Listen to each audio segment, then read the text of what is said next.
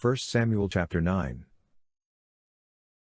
Now there was a man of Benjamin, whose name was Kish the son of Abiel, the son of Zerah, the son of Bechorath, the son of Aphiah, the son of a Benjamite, a mighty man of valor. He had a son whose name was Saul, an impressive young man, and there was not among the children of Israel a more handsome person than he. From his shoulders and upward he was taller than any of the people. The donkeys of Kish, Saul's father, were lost. Kish said to Saul his son, "Now take one of the servants with you, and arise, go look for the donkeys." He passed through the hill country of Ephraim, and passed through the land of Shalisha, but they didn't find them. Then they passed through the land of Solim, and they weren't there. Then he passed through the land of the Benjamites, but they didn't find them. When they had come to the land of Zuph, Saul said to his servant who was with him, "Come. Let's return, lest my father stop caring about the donkeys and be anxious for us." The servant said to him, "Behold now, there is a man of God in this city, and he is a man who is held in honor. All that he says surely happens. Now let's go there. Perhaps he can tell us which way to go." Then Saul said to his servant, "But behold, if we go, what should we bring the man? For the bread is spent in our sacks, and there is not a present to bring to the man of God. What do we have?" The servant answered Saul again and said, "Behold, I have in my hand the fourth part of a shekel of silver. I will give that to the man of God, to tell us our way." In earlier times in Israel, when a man went to inquire of God, he said, "Come. Let's go to the seer," for he who is now called a prophet was before called a seer.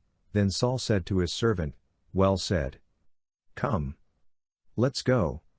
So they went to the city where the man of God was. As they went up the ascent to the city, they found young maidens going out to draw water, and said to them, "Is the seer here?" They answered them and said, "He is. Behold, he is before you. Hurry now, for he has come today into the city, for the people have a sacrifice today in the high place. As soon as you have come into the city, you will immediately find him before he goes up to the high place to eat, for the people will not eat until he comes, because he blesses the sacrifice. Afterwards those who are invited eat. Now therefore go up, for at this time you will find him." They went up to the city. As they came within the city, behold, Samuel came out toward them to go up to the high place. Now Yahweh had revealed to Samuel a day before Saul came, saying, "Tomorrow about this time I will send you a man out of the land of Benjamin, and you shall anoint him to be prince over my people Israel. He will save my people out of the hand of the Philistines, for I have looked upon my people, because their cry has come to me." When Samuel saw Saul, Yahweh said to him, "Behold, the man of whom I spoke to you. He will have authority over my people." Then Saul approached Samuel in the gateway, and said, "Please tell me where the seer's house is."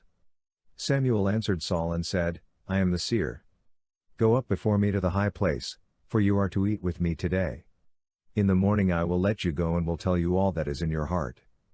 As for your donkeys who were lost 3 days ago, don't set your mind on them, for they have been found. For whom does all Israel desire?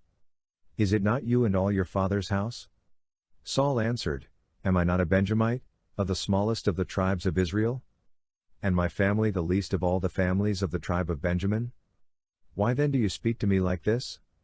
Samuel took Saul and his servant and brought them into the guest room, and made them sit in the best place among those who were invited, who were about 30 persons.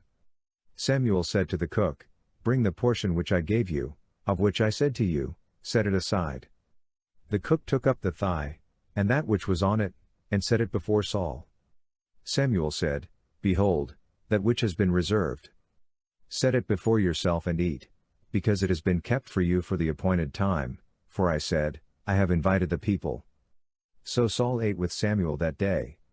When they had come down from the high place into the city, he talked with Saul on the housetop.